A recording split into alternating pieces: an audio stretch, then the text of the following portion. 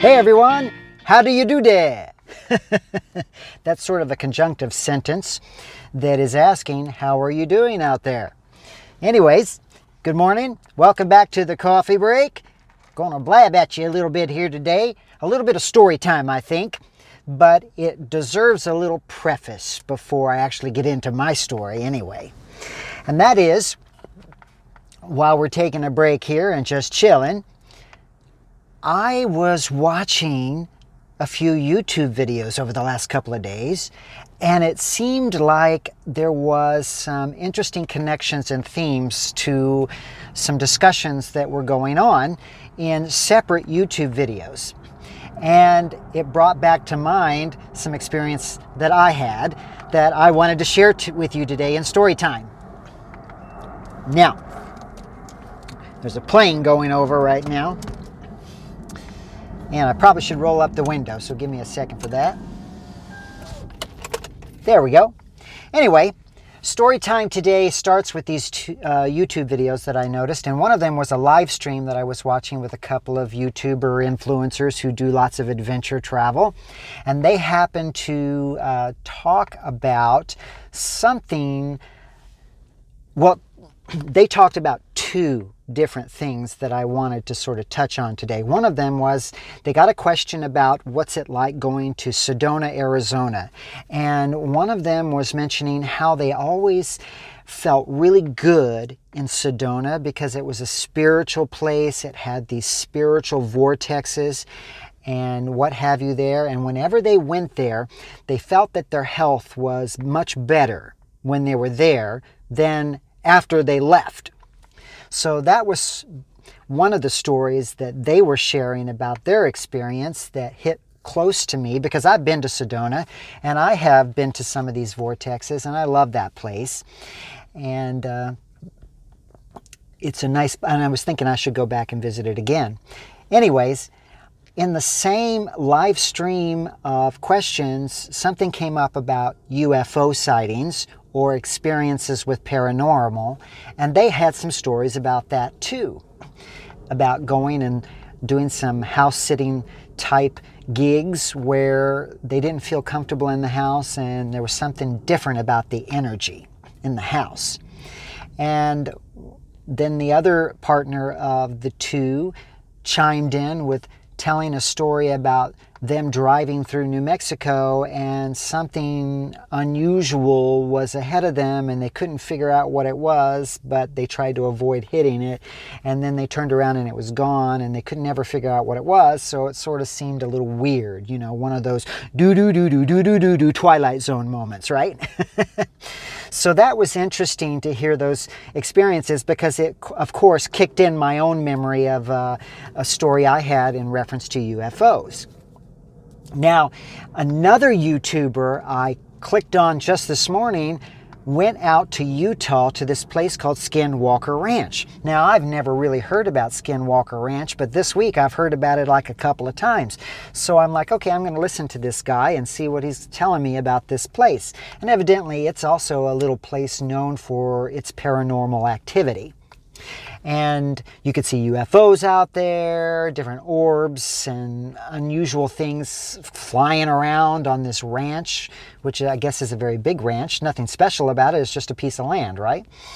But they now have it all blocked off, so you can't go in there, kind of like Area 51. You can't go past a certain boundary, you know, where the property line starts, or they'll run you off. And there are cameras and signs and all kinds of things up. And he was showing us that. And evidently this place has been known for some of this kind of energy, you know.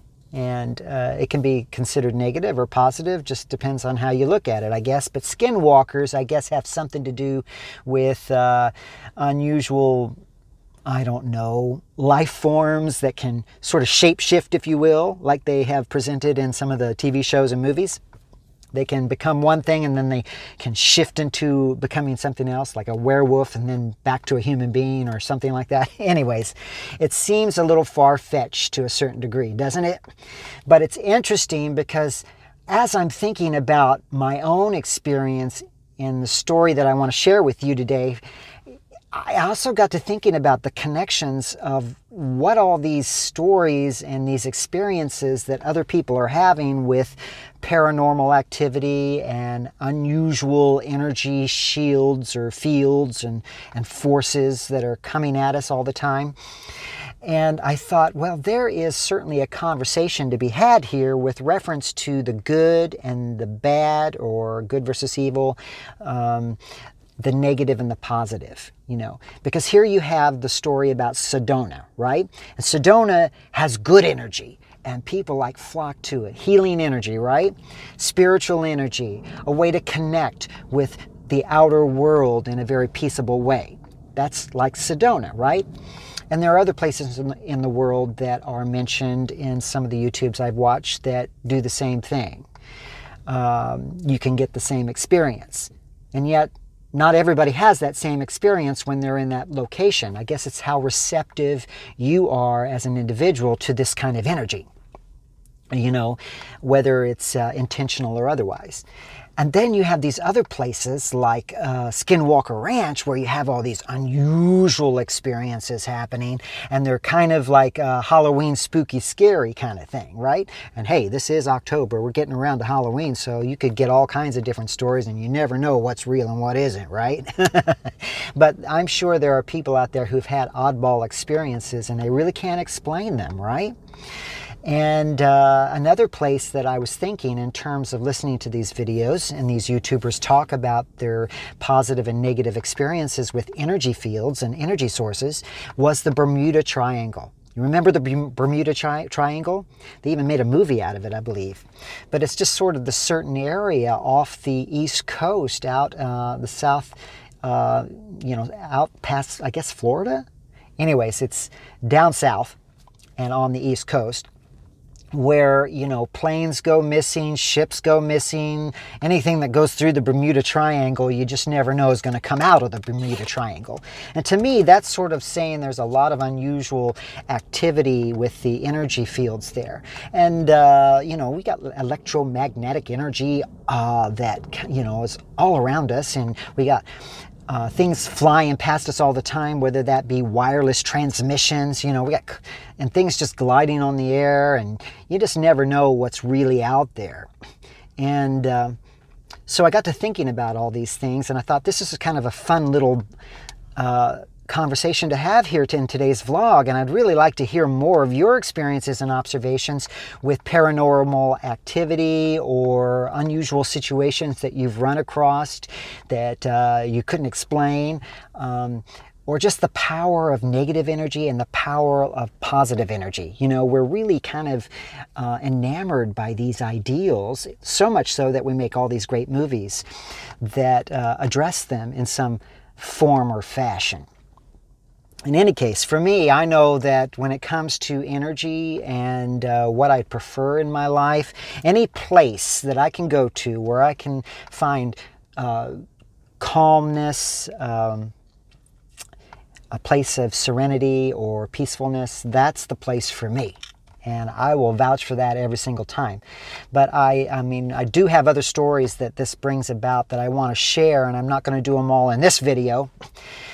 But I am going to share one story with you that is more in relation to the energy and the UFOs situation. But I'll save the rest for another story time. But there's all kinds of things that happen to us when we're out doing things that we don't expect to have happen, and then we can't explain them, or we can't believe they happened, and we don't think anyone will believe us when we decide to share them. And I thought those were interesting ideals that these folks were sharing on YouTube that I was watching. And I thought I want to get into the conversation too. And I want to put it out there for all of you who want to participate as well. So if you have any ideas, or not really ideas, of course I want your ideas for conversations in the future, but your experiences with anything that was a major positive energy or a major negative energy force event that happened to you that you would like to share or comment on in some fashion, or UFO experience, I would like to know what those stories are.